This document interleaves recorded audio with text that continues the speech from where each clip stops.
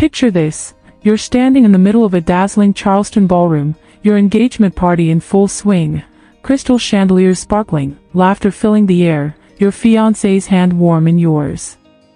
Everything feels perfect, like a scene from a movie.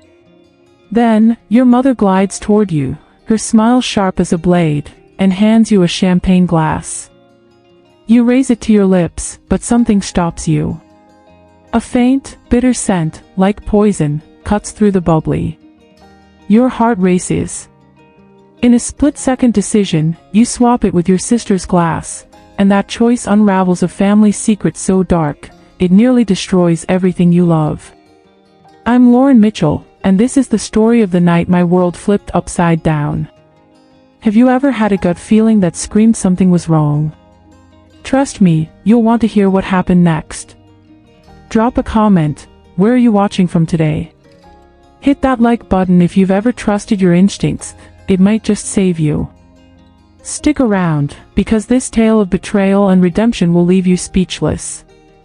I'm Lauren Mitchell, a 30-year-old freelance journalist living in Atlanta, and I thought I'd carved out a life far from the shadows of my mother's control.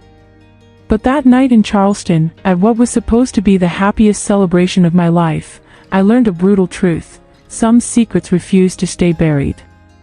The champagne glass my mother, Margaret, handed me wasn't just a drink, it was a weapon, one that forced me to confront the woman who raised me and the lies that shaped our family. This isn't just a story about a party gone wrong. It's about breaking free from a lifetime of manipulation, learning to trust the voice inside you, and fighting for the life you deserve. If you've ever felt crushed by someone else's expectations, especially from family, this is for you. You're not alone, and by the end of this, you'll see how even the darkest moments can lead to freedom. Let me take you back to where it all began, not to the ballroom, but to the woman I was before that night. I'd spent years building a life that felt like mine. Atlanta was my sanctuary, a city buzzing with energy, far from the suffocating elegance of Charleston. My work as a journalist let me chase stories that mattered, stories of resilience, of people overcoming impossible odds. It was through that work I met Daniel Carter, my fiancé, a software engineer with a quiet strength that grounded me. We met in a crowded coffee shop when he accidentally knocked over my iced latte, soaking my notes.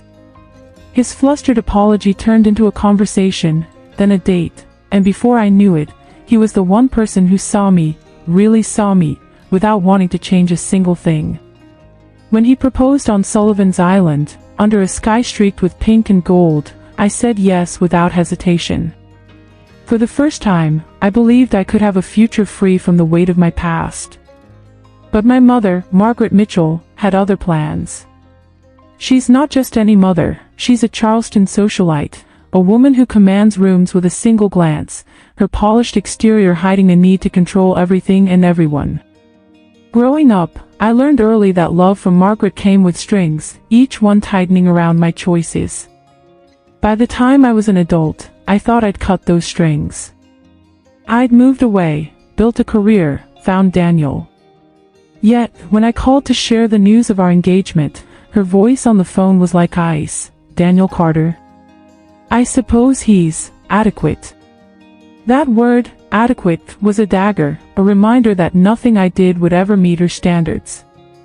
Still, some part of me, maybe the part that still craved her approval, agreed when she insisted on hosting our engagement party. Nothing too grand, I told her, already bracing for the extravagance I knew she'd deliver. Daniel saw the stress in my eyes after every call, suggesting we elope, but I pushed forward, hoping this time might be different. That hope was my first mistake. Margaret didn't just plan a party, she orchestrated a stage to reassert her control. She booked the Bellman Charleston Place, Charleston's crown jewel, and invited half the city's elite, people I barely knew. My sister, Sarah, texted me from her home in Savannah, "Mom's gone full dictator mode. Watch out." Even my dad, Robert, usually silent under Margaret's rule, warned me in his quiet way, "She's been intense about this." But I ignored the signs, telling myself I could handle one night. I was wrong. What I didn't know then was that Margaret's plans went far beyond micromanaging guest lists or floral arrangements.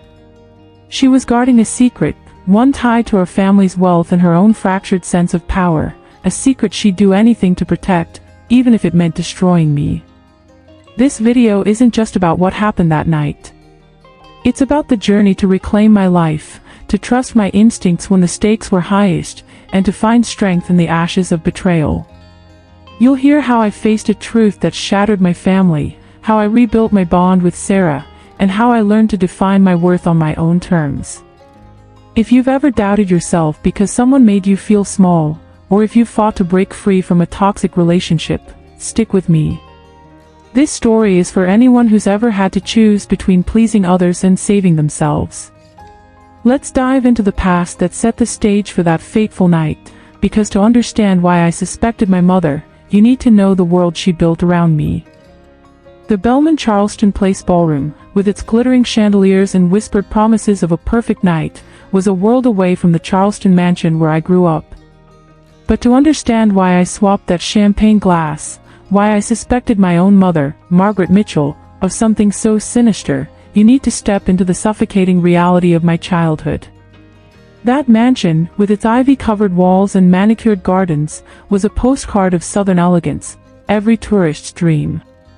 Inside, though, it was a gilded cage, and Margaret was the warden. Her control wasn't loud or violent, it was precise, relentless, like a sculptor chiseling away at anything that didn't fit her vision.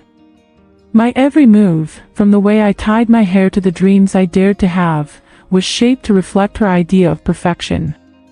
I'm Lauren Mitchell, and this is where the story really begins, not at the party, but in the years that taught me to trust my instincts, because ignoring them could cost me everything. From as early as I can remember, Margaret's voice was the soundtrack of my life, a constant hum of critique dressed in silk gloves. "Lauren, sit up straight, slouching is for girls with no ambition," she'd say at dinner, her smile tight as she sliced her steak. "Lauren, that shade of blue washes you out, try something classic." By 10, I was picking outfits from a pre-approved rack in my closet, each one chosen to uphold the Mitchell family image. Our home was a stage, and I was her star performer, expected to dazzle Charleston's elite at every garden party or charity gala. But the spotlight burned. Mistakes weren't just corrected, they were dissected, turned into lessons on how I'd failed to be the daughter she deserved. Once, at 12, I spilled punch on my dress at a country club event. Margaret's eyes narrowed, and later, in the car, she hissed, "Do you know how humiliating that was for me? You're not some clumsy nobody, Lauren." Her words weren't just sharp, they carved, leaving scars I didn't even see until years later. My sister, Sarah, 4 years younger, lived in a different world under the same roof. Where I was molded, Sarah was celebrated. My straight A's were met with a curt nod, "That's expected, Lauren." Sarah's B's earned glowing praise, "Oh, Sarah, you're so well-rounded." My piano recitals, practiced to exhaustion, were critiqued for missed notes. Sarah's dance performances, even when she tripped, were charming. It wasn't Sarah's fault, she was just a kid, caught in Margaret's web like I was, but on the golden side of it. Margaret's favoritism wasn't subtle, it was a wedge, driving us apart. "Why can't you be more like Sarah?" she'd ask, her voice sweet but venomous. "She knows how to make people love her." Those words stung deeper than any scolding, planting a seed of doubt that maybe I was the problem, that I'd never be enough. The pressure didn't just come from Margaret. Our father, Robert, a retired lawyer who'd built his career on quiet competence, was a ghost in our home. He loved us, I think, but he'd long since surrendered to Margaret's rule. At dinner, when she'd snap at me for holding my fork wrong, he'd bury himself in his wine glass, avoiding my pleading looks. His silence was its own kind of betrayal, leaving me to face her alone. By 16, the weight of it all, Margaret's standards, Robert's absence, Sarah's effortless place in our mother's heart, crushed something in me. I started having panic attacks, my chest tightening at the thought of another day under her gaze.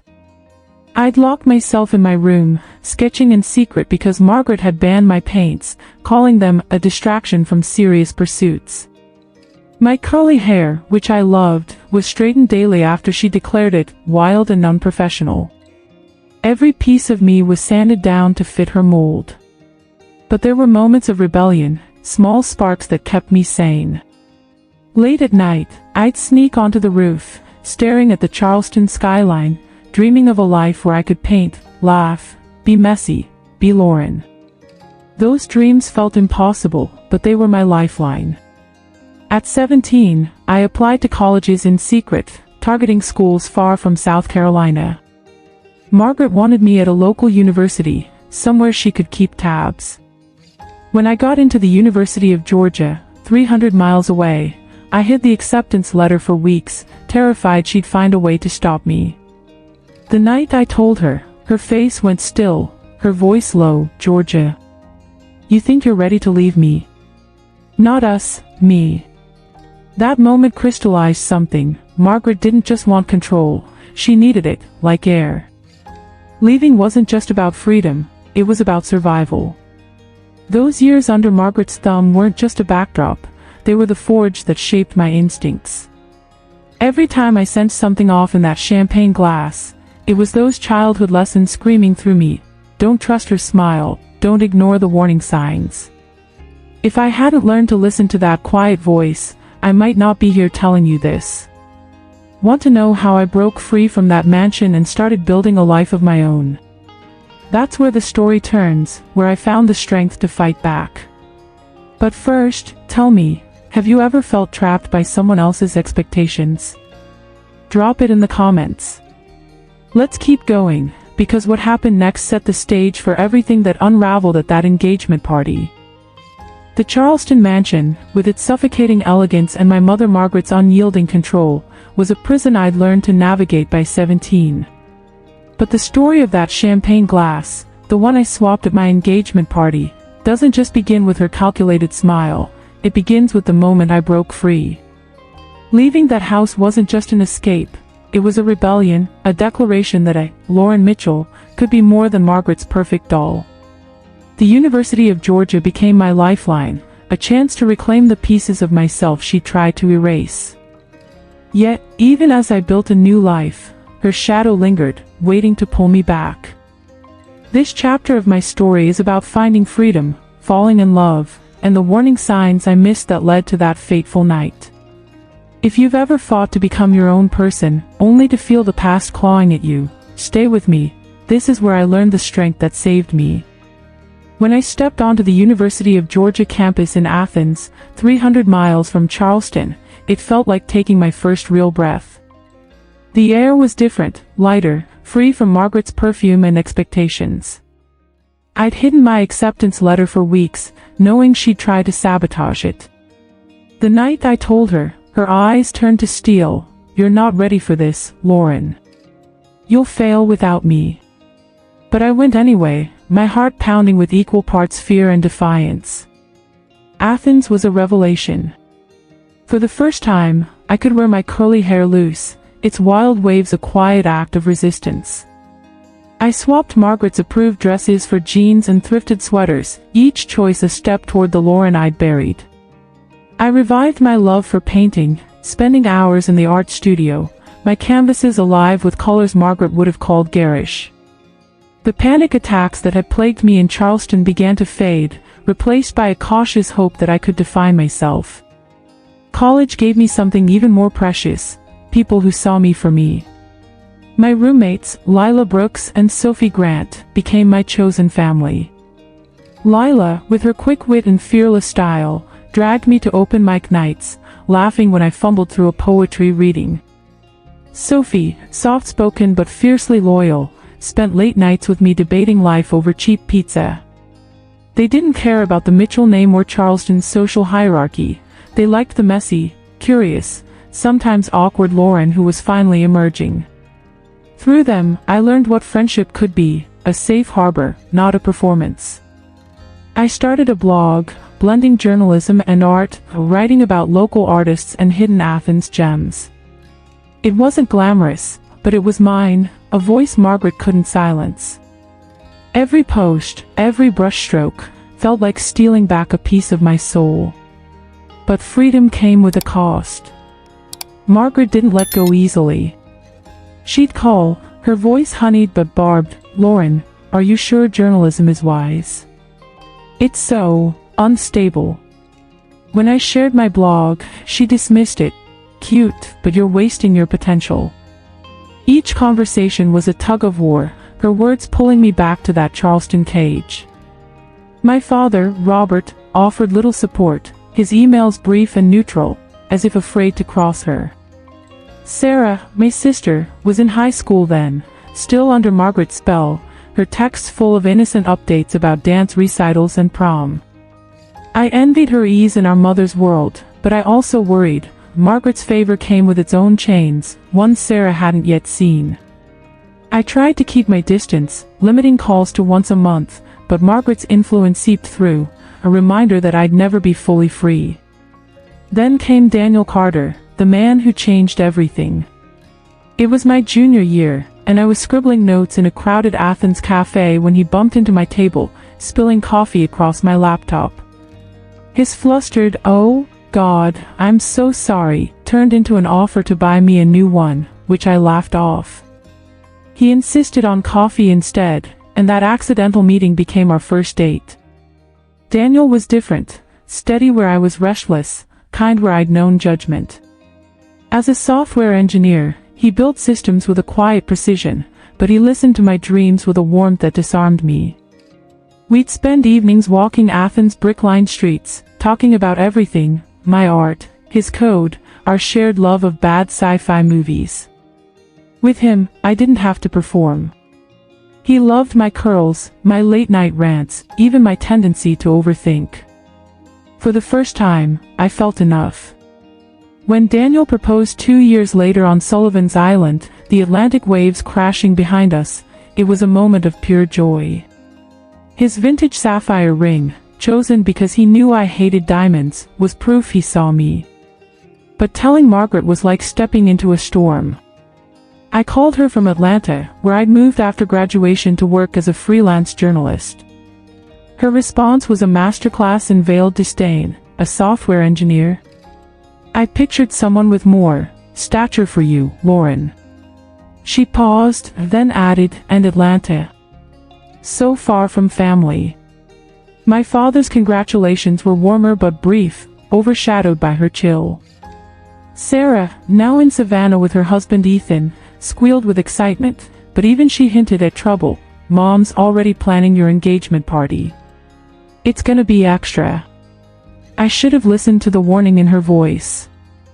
Margaret's insistence on hosting the party was a red flag I ignored.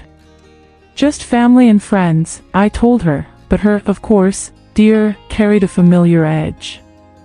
Daniel saw the tension building, his brown eyes searching mine after every strained call. "We could skip it, Lauren. Elope in the mountains," he offered, half serious. But some stubborn part of me wanted to prove I could face her, that I'd outgrown her control. I was wrong. Margaret wasn't just planning a party, she was setting a trap, one tied to secrets I didn't yet know, secrets that would explode in that ballroom. Have you ever pushed past a gut feeling, hoping you're wrong? I did, and it nearly cost me everything. Stick with me to see how those years of freedom, and the love I found, gave me the strength to face what came next. Drop a comment. Have you ever had to fight for your independence? Let's keep going. This is where the story gets wild. The University of Georgia had given me a taste of freedom, a life where I could paint, love Daniel, and breathe without Margaret's shadow over me. But freedom, I learned, is fragile when the past refuses to let go.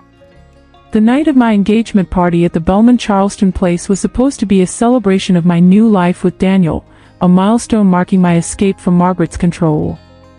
Instead, it became a stage for her darkest plan yet, a plan that began with a champagne glass and ended with my world in chaos.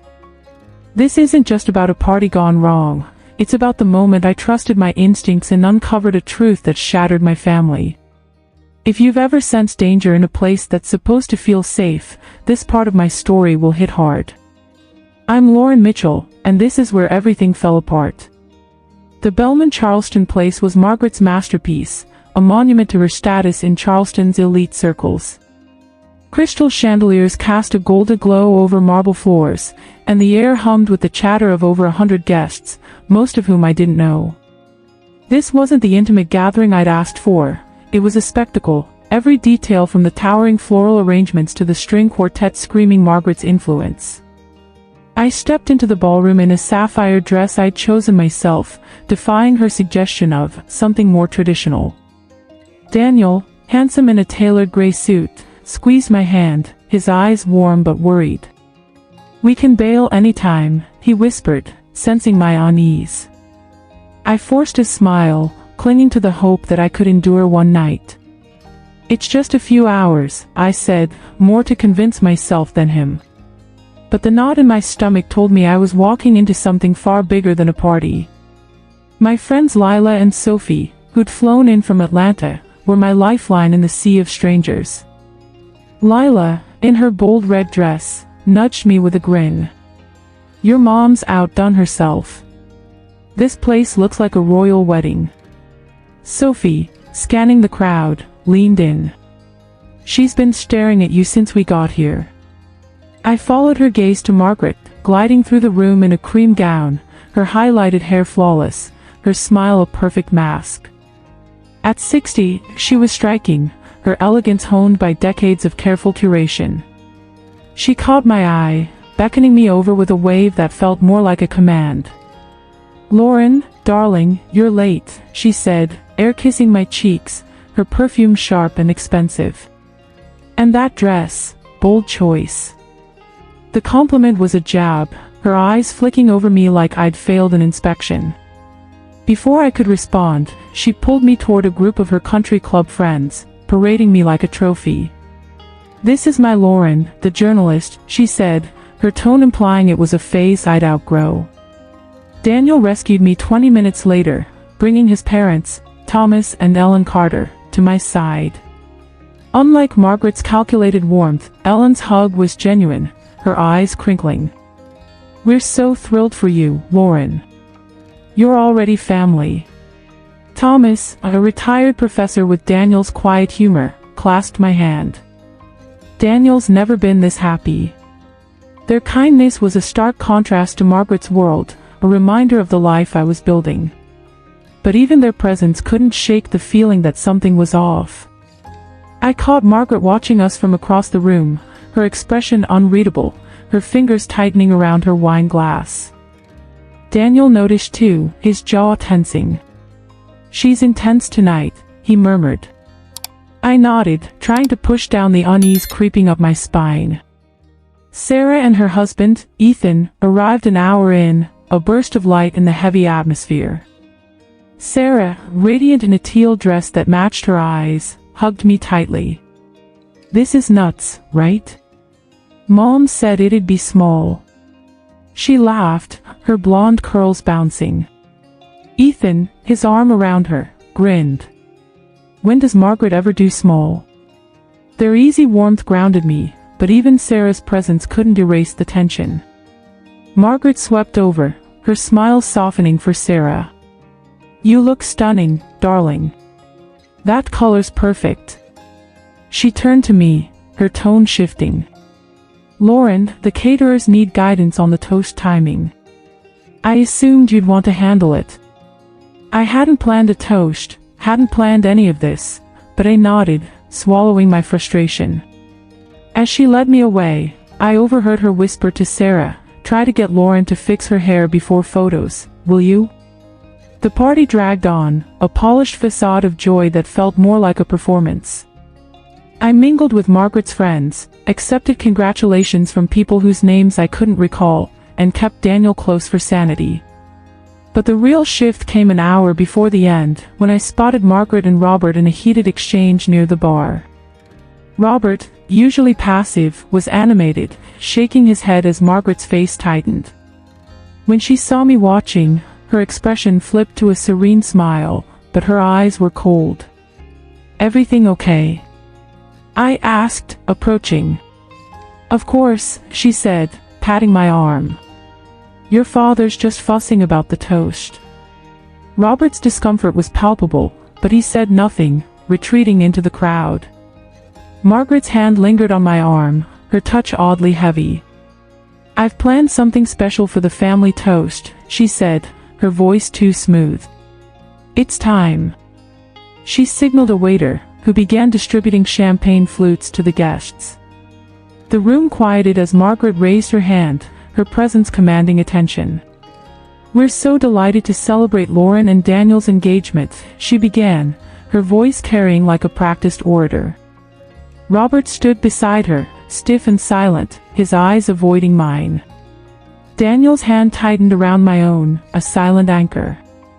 Margaret continued, "Before Robert gives the official toast, I want to offer a special one for our family." A server approached with a tray, for champagne flutes in one distinct glass, its contents slightly darker, almost amber. "Lauren gets headaches from champagne," Margaret explained to the curious glances, handing me the odd glass. "So I've chosen something special for her." The lie hit me like a slap. I'd never had a champagne headache in my life. Her smile was too perfect, her eyes locked on mine with an intensity that made my skin crawl. I lifted the glass, the scent hitting me immediately, not the crisp sparkle of champagne, but something bitter, chemical, like cough syrup laced with metal. My pulse spiked. Margaret was watching, expectant, her lips curved but her gaze predatory. Daniel, Sarah, Ethan, and Robert raised their flutes, oblivious. In that frozen moment, as Sarah turned to whisper to Ethan, I made a choice.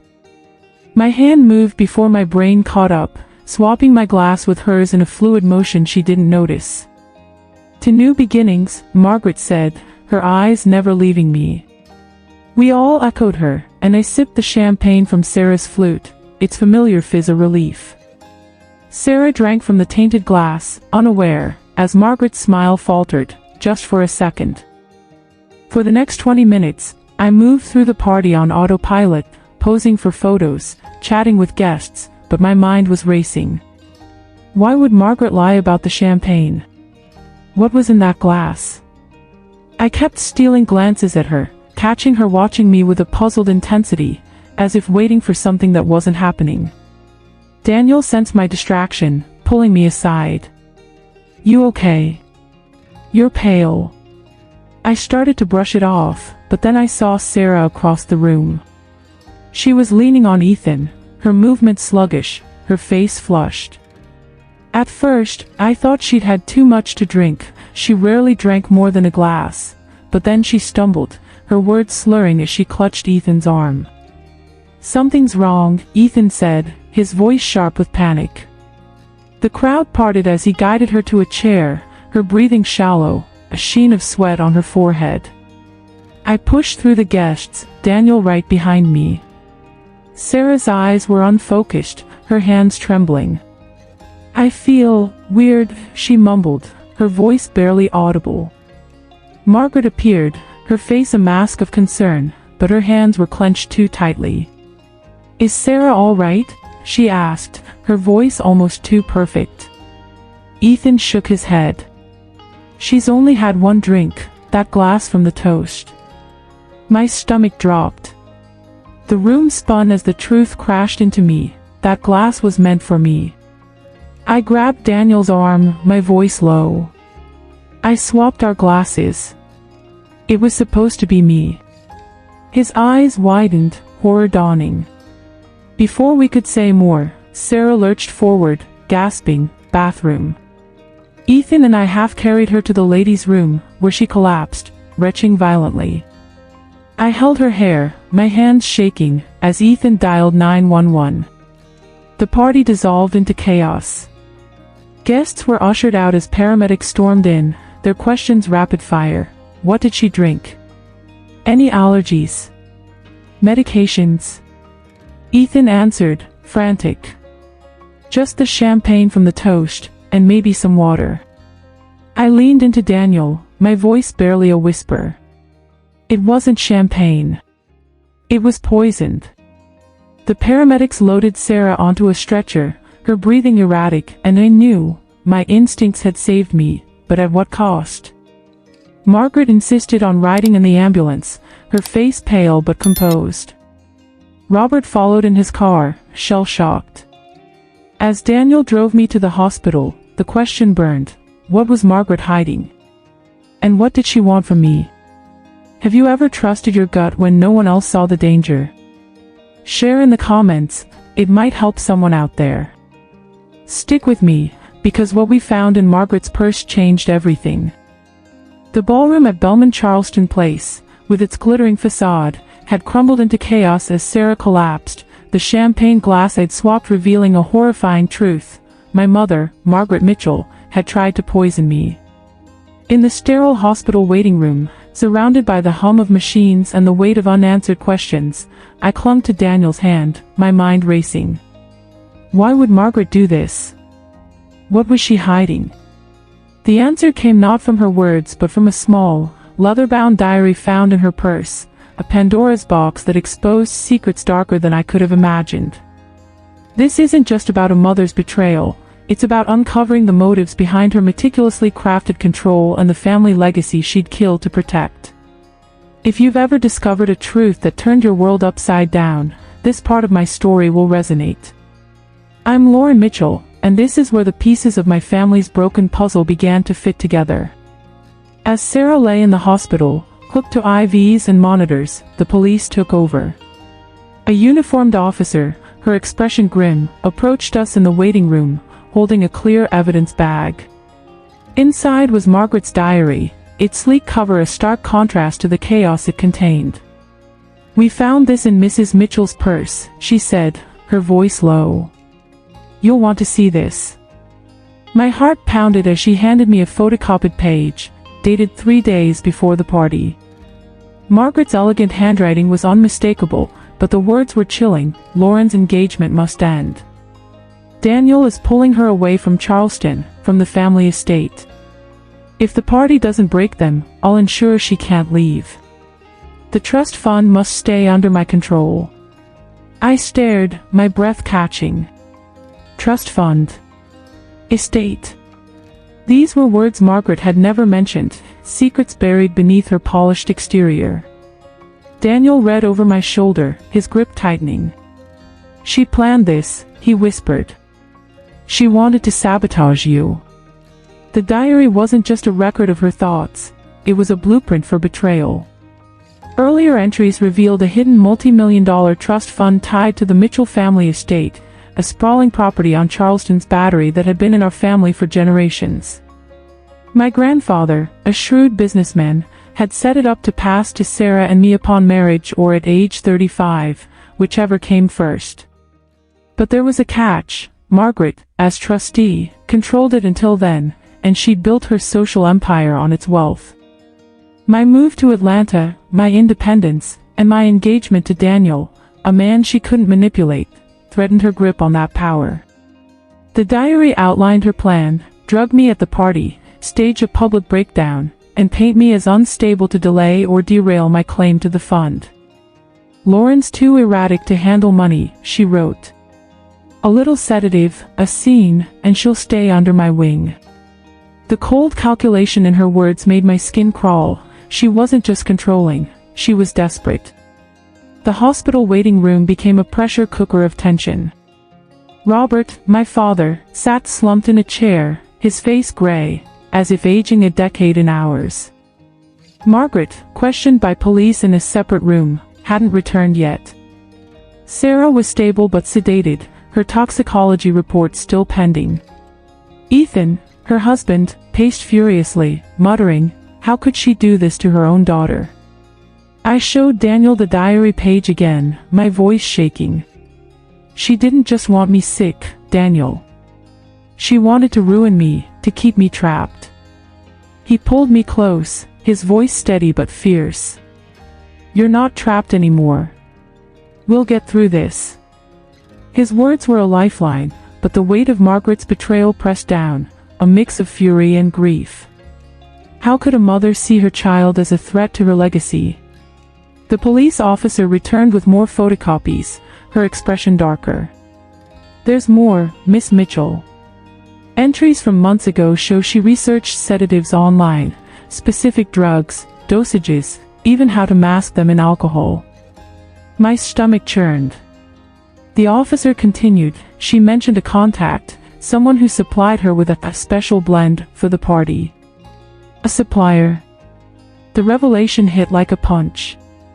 This wasn't a spur-of-the-moment act. Margaret had orchestrated it with chilling precision, sourcing drugs to execute her plan. The diary even hinted at her paranoia. "Robert's useless, as always. He suspects but won't act. Sarah's too naive to see.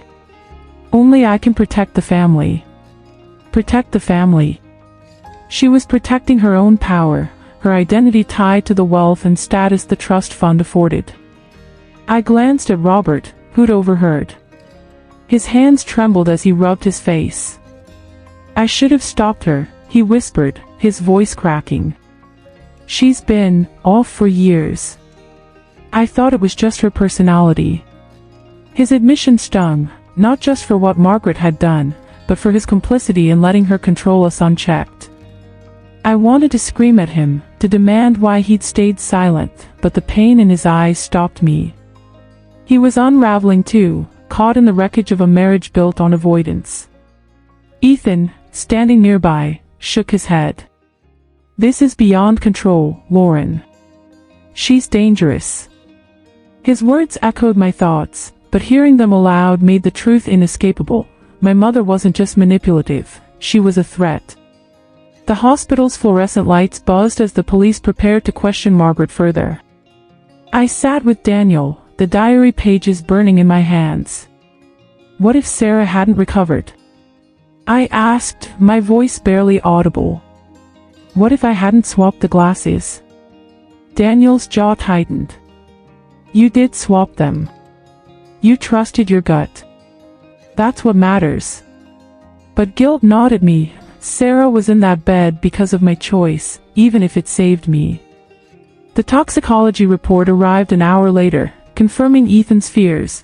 The glass contained a mix of sedatives and a rare muscle relaxant, a combination that could have been lethal in a higher dose. The doctor's words were blunt. If Sarah's body weight was lower, or if she'd consumed the full glass, we might not be having this conversation. My knees buckled. Margaret hadn't just meant to make me sick, she'd risked my life, and Sarah's, to keep her empire intact. As the police took Margaret to the station for formal questioning, I felt a strange mix of relief and dread. The diary had exposed her, but it also raised new questions. Who was her supplier? How deep did her obsession with the trust fund go? And what else was she capable of? I looked at Daniel, his steady presence grounding me. This isn't over, is it? I asked. He shook his head. Not yet. But we'll face it together. The hospital waiting room, with its sterile walls and heavy silence, felt like a crossroads. The truth was out, but the cost was staggering. My family, already fractured, was on the brink of collapse. Yet, in that moment, I felt a spark of resolve. Margaret's secrets were no longer her weapon, they were mine. Have you ever uncovered a secret that changed how you saw someone you loved? Share it in the comments, it might help someone feel less alone. Stick with me, because what happened next, when I confronted Margaret face to face, pushed me to a breaking point I never expected. The hospital waiting room, with its stark lights and the damning pages of Margaret's diary, had laid bare a truth I could no longer ignore. My mother had tried to poison me to protect a hidden trust fund and her grip on our family's legacy. As Sarah lay recovering, the weight of that betrayal hung heavy, but the story doesn't end with her secrets exposed. It moves to a moment of raw confrontation, where decades of control and pain collided, and to the fragile new beginnings that followed. This isn't just about facing a mother who'd crossed an unthinkable line, it's about finding the courage to break free and build a life untainted by her shadow.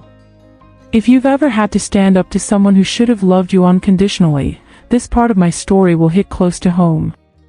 I'm Lauren Mitchell, and this is where I reclaimed my future. Sarah's hospital room was a quiet refuge from the chaos outside, her pale face a stark reminder of how close we'd come to losing her. The toxicology report had confirmed the worst, a dangerous mix of sedatives and muscle relaxants in the glass meant for me. Ethan sat by her side, his jaw tight, his eyes red from exhaustion. Daniel stayed close, his hand on my shoulder, grounding me as my mind spiraled. Margaret was at the police station, but her presence lingered like a storm cloud. I needed answers, not just about the trust fund or her supplier, but why she'd hated my independence enough to risk my life.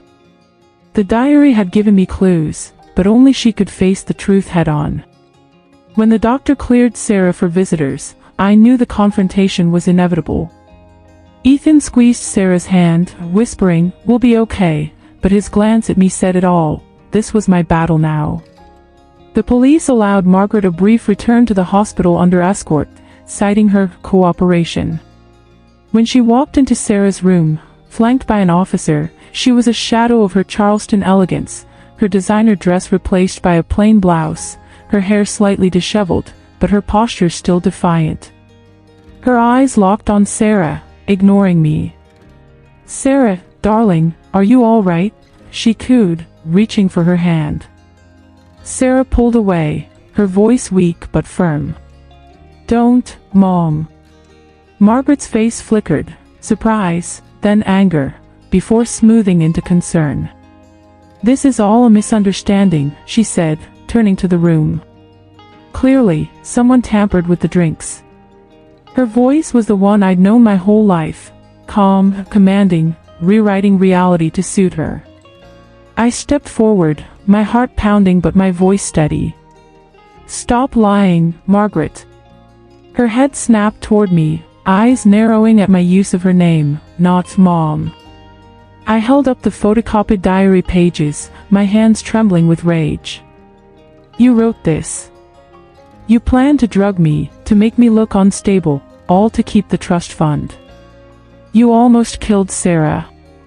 The room went still, the officer's gaze sharpening. Margaret laughed, a brittle sound that echoed in the sterile space. "That's absurd, Lauren. You're being dramatic, as always." But her composure cracked when Sarah spoke, her voice cutting through. "You gave me that glass, Mom. I drank it because of you." Margaret's mask slipped, her lips quivering. "It was a mistake," she insisted, her voice rising. "A mild sedative, nothing more." The admission hit like a thunderclap. Ethan stood, his fists clenched. "A sedative? You poisoned my wife." Margaret recoiled, but her eyes darted to me, venomous. "This is your fault, Lauren. If you hadn't defied me, none of this would have happened. You were supposed to stay, to uphold the family name, not run off with that, nobody." Her words aimed for my heart, but they only fueled my resolve. "Daniel's more family than you ever were," I shot back. "You didn't want a daughter, you wanted a puppet. And when I cut the strings, you tried to destroy me." Margaret lunged forward, her hands clawing toward me. "You ungrateful child," she screamed, her voice raw with desperation. The officer restrained her, but her words kept coming, a torrent of rage. "I gave you everything. The estate, the legacy, it's mine to protect, not yours to throw away." Daniel and Ethan pulled me back as Margaret struggled, her carefully crafted image shattered. Robert, who'd been silent in the doorway, finally spoke, his voice heavy with grief. "Margaret, enough. You need help." Her head whipped toward him, betrayal flashing in her eyes. "You're against me too, Robert. After all I've done for this family." He shook his head, tears glinting. "You broke this family.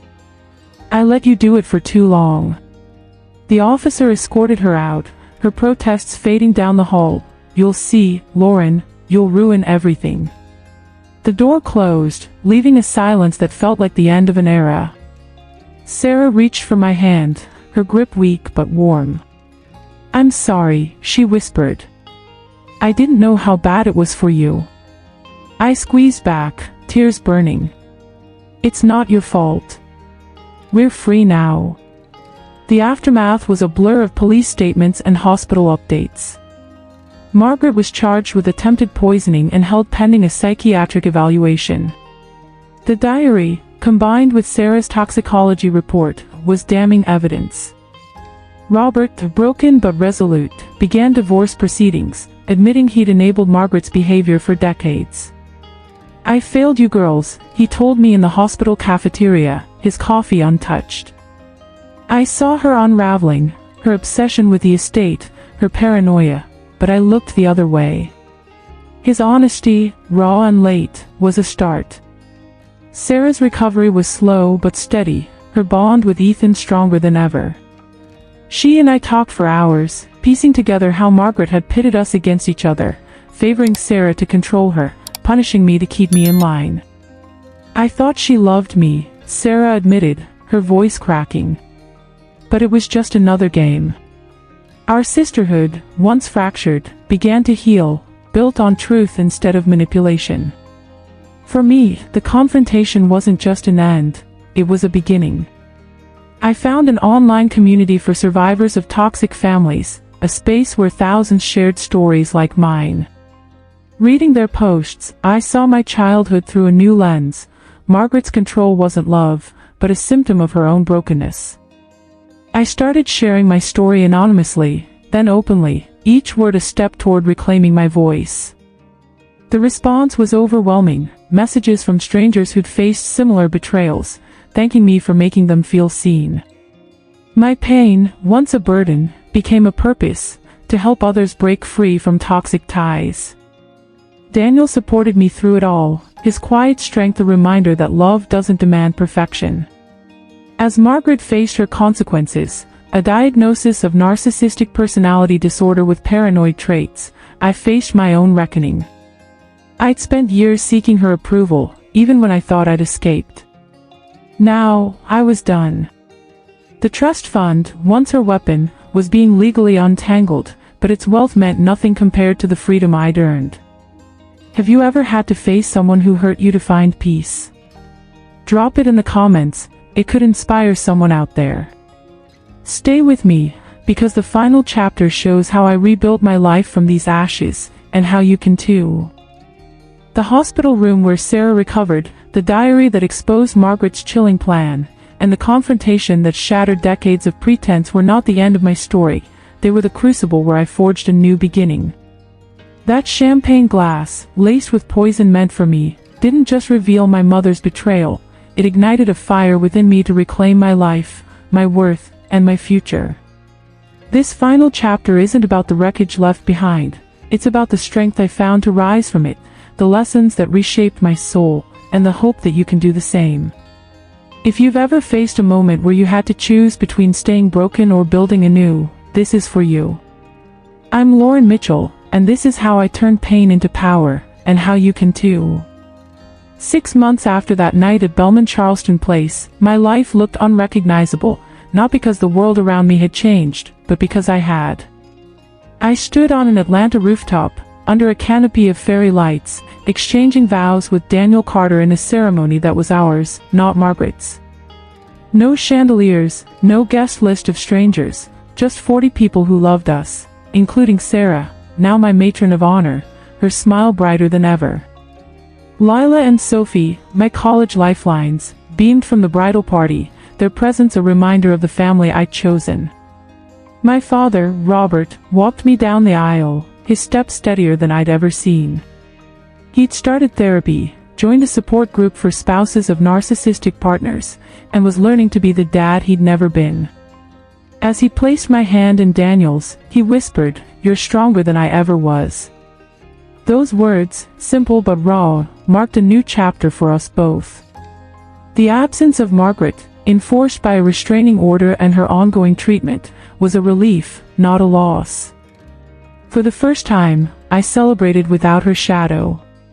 That wedding wasn't just a milestone, it was a declaration.